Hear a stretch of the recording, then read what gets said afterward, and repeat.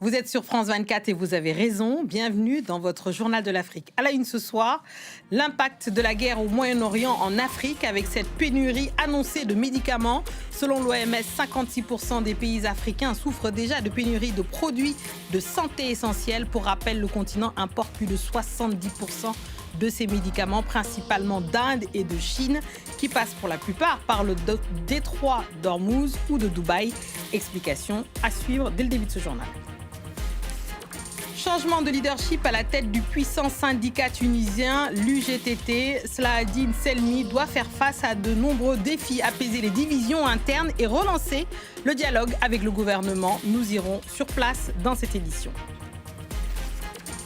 Et notre focus de ce dimanche soir nous mènera au Sénégal quelques semaines après le vote d'une loi très répressive contre les relations homosexuelles. Un basculement juridique qui inquiète les défenseurs des droits humains. Mais que change réellement ce durcissement dans la pratique judiciaire et jusqu'où le droit pénal peut-il encadrer les libertés individuelles? On en parle avec une figure majeure du combat juridique en Afrique, l'avocate camerounaise Alice Com. On ouvre ce journal par la situation qui inquiète les ONG humanitaires en Afrique, le continent victime collatérale de la guerre au Moyen-Orient. Une pénurie de médicaments menace le continent qui importe plus de 70% de ces médicaments, principalement d'Inde et de Chine. En cause, le blocage du détroit d'Ormuz qui rallonge les délais et augmente le coût du transport. Pour en parler, on retrouve sur notre plateau Clémence Valère. Clémence, merci d'être avec nous. Qu'est-ce qui explique l'impact de cette guerre au Moyen-Orient sur le continent africain, notamment pour les médicaments? Alors déjà, Fatimata, il faut savoir que l'Afrique consomme à peu près 25% des médicaments mondiaux, mais n'en produit quasiment aucun, seulement 3%. Selon les chiffres de l'OMS, comme vous venez de les dire, l'Afrique importe entre 70 et 90% des médicaments, 99% de ses vaccins et 95% des principes actifs pharmaceutiques, les matières premières, de la Chine et de l'Inde notamment. Le continent, qui importe surtout de l'Asie, a une dépendance particulièrement forte sur évidemment le fret, le transport maritime via le détroit d'Ormuz qui est actuellement paralysé par la guerre et aussi par les hubs des pays du Golfe, notamment Dubaï. L'OMS a annoncé le 15 mars que le hub à Dubaï était fermé suite à un bombardement sur ce site de logistique. Les laboratoires et les agences humanitaires cherchent d'autres solutions d'acheminement. Une option qui a été évoquée, un transit par Istanbul qui ajoute 2 à 5 jours de transport, ou bien un réacheminement maritime via le cap de Bonne-Espérance en Afrique du Sud qui rallonge le trajet de 10 à 15%. Dans les deux cas, ça coûte extrêmement cher pour les importateurs, dû au fait de la crise de pétrole, et ça va se répercuter inévitablement sur les prix et sur les stocks, sans parler des conséquences sur certains types de médicaments qui supportent très mal les délais, notamment par exemple, je pense à l'insuline ou bien les vaccins qui ont besoin d'une chaîne de froid spécifique et qui ont besoin quand même d'être préservés, qui ont des dates de péremption plus courtes. Plusieurs ONG tirent la sonnette d'alarme. Alima dit que c'est plus de 2000 € de transport, de coûts supplémentaires pour chaque conteneur et que d'ici 3 mois, beaucoup d'activités humanitaires vont se retrouver bloquées. L'ONG Tawila, qui dessert le nord du Darfour, dit que chaque camion humanitaire a un prix de transport presque triplé et que dans environ une semaine, ils auront un grave manquement de kits maternels et de médicaments généralistes. Alors, on voit que cette grande dépendance justement de l'Afrique vis-à-vis des médicaments produits notamment en Inde et en Chine. Quelles sont les stratégies ou les ambitions pour réduire ces dépendances? Alors, selon l'Organisation mondiale de la santé, le niveau d'investissement en recherche et développement en Afrique pour la santé reste assez marginal. Moins d'1% du PIB du continent entre dans les dépenses R&D contre 2% à l'échelle mondiale. Recherche et développement. Hein. Voilà, recherche et développement. Sur le continent, il y a moins de 700 sites de fabrication de produits de santé pour desservir une population de plus de 1,5 milliard d'habitants. Et sur ces moins de 700 sites, 85% sont recensés sur 8 pays, principalement Afrique du Sud, Nigeria et l'Égypte. Donc, l'un des principaux axes, c'est de diversifier les hubs capables de traiter non seulement produire les médicaments et les vaccins, mais aussi traiter les matières premières. Nous avons le Centre de contrôle de maladies Africa CDC qui a lancé l'année dernière un plan de financement de 3,2 milliards de dollars pour stimuler la production pharmaceutique et vaccinale africaine. Et de l'autre côté, nous avons l'Union africaine qui s'est mis en but de produire localement 60% des vaccins à l'horizon de 2040. Mais tout reste quand même lié aux capacités individuelles de chaque pays de pouvoir financer cette recherche et le développement. Et cette indépendance, cette souveraineté médicale continentale ne se fera pas de façon uniforme. Merci beaucoup Clémence pour ces explications. Merci beaucoup. On passe à la Tunisie où Slahdine Selmi, 67 ans, a été élu à la tête de la puissante centrale syndicale, l'UGTT, samedi après un congrès électif de 3 jours. Et si ce changement de leadership inaugure un renouvellement pour le syndicat, il doit faire face néanmoins à de nombreux défis, apaiser les divisions en interne de la centrale et relancer le dialogue avec le gouvernement, un dialogue social rompu par l'exécutif depuis plusieurs mois. Lilia Blaise, vous êtes à Tunis. Qu'est-ce qu'augure justement ce changement de tête à l'UGTT ? Alors, on est à la fois dans la continuité et le changement. Continuité parce que Slahdine Selmi est un membre de l'ancien bureau exécutif qui est rompu au rouage de la centrale, qui est connu au sein des militants. Et sa liste a d'ailleurs raflé une grande majorité des sièges lors de l'élection. Originaire de Kérouan, au centre du pays, et membre du syndicat de l'enseignement primaire, c'est un secteur souvent en difficulté en Tunisie et qui a été en grève ces dernières années. Donc, on le connaît aussi sur le plan médiatique. Là où on peut dire qu'il augure le changement, c'est dans le fait que le leadership précédent de l'UGTT était très contesté et à l'origine de beaucoup de problèmes en interne. Il faut rappeler que l'ancien secrétaire général Nourdine Taboubi avait présenté sa démission en décembre dernier avant de se rétracter en janvier justement pour organiser ce congrès électif, ce congrès qui a été avancé d'1 an par rapport à la date réglementaire. Et Slahdine Selmi faisait partie des syndicalistes qui voulaient que ce congrès se tienne et qu'il y ait un renouvellement à la tête de la centrale.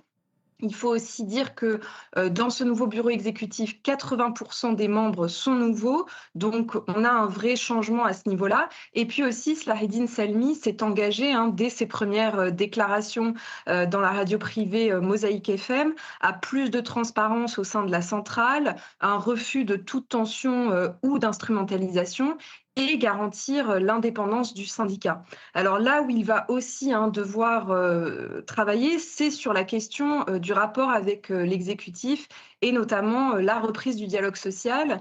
Il a annoncé que la main était toujours tendue et qu'il voulait que le dialogue avec le gouvernement reprenne. Mais de l'autre côté, pour l'instant, on n'a pas du tout eu de réaction, que ce soit de la part de la présidence de la République ou du gouvernement. Pour vous donner un exemple de ce dialogue social qui a été complètement rompu, le lundi 23 mars, le président Kais Saied a réuni sa chef du gouvernement et ses ministres pour parler des augmentations salariales prévues dans la loi des finances. C'est typiquement une discussion et des mesures qui ont été prises dans la loi de finances, desquelles l'UGTT a été complètement exclue d'après les syndicalistes.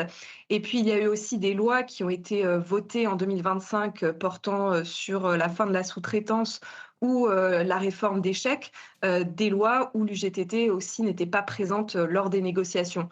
Donc aujourd'hui, c'est le plus grand enjeu pour cette centrale, à la fois se renforcer sur le plan interne, faire face à ces crises, et aussi reprendre le dialogue avec le gouvernement.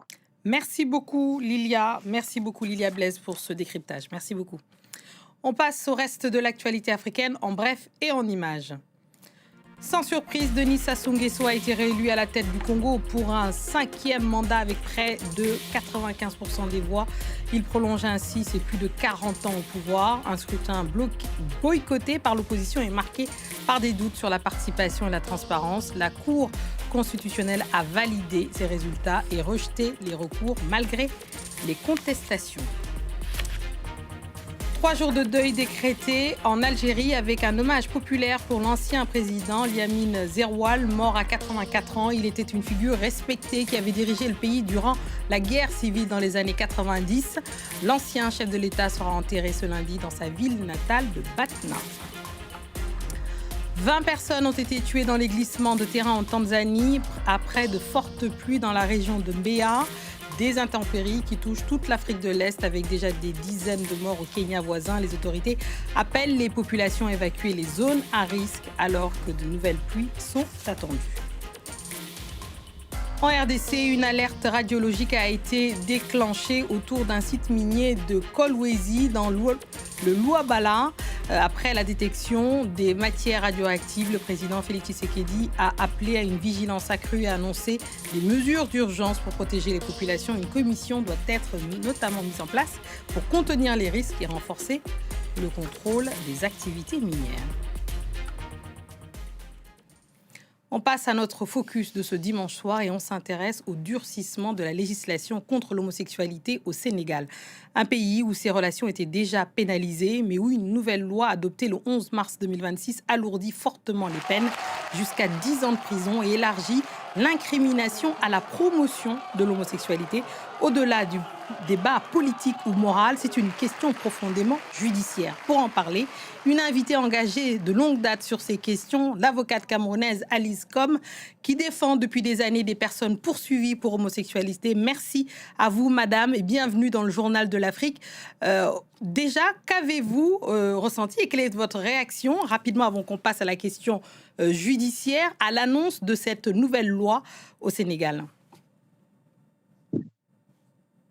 J'ai été tout à fait triste d'apprendre ça de la part d'un pays comme le Sénégal, où je sais qu'à l'époque, c'était un oasis de paix et de respect des droits de l'homme.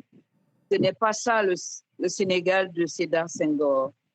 Ce n'est pas ça le Sénégal qui a fait que nos enfants ici, on les a envoyés majoritairement et de préférence à Dakar pour faire leurs études, soit de médecine, soit d'autres choses. Ce n'est pas ce Sénégal-là que je connais.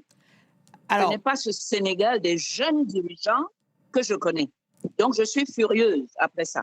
On vous entend. Passons à la question juridique. C'est un recul incroyable en matière de droits de l'homme, de l'espace civique. Incroyable. On vous entend. Je pensais qu'un chef d'État jeune. Allô? Oui, alors je voudrais qu'on avance sur la question. Oui, je vous entends très bien.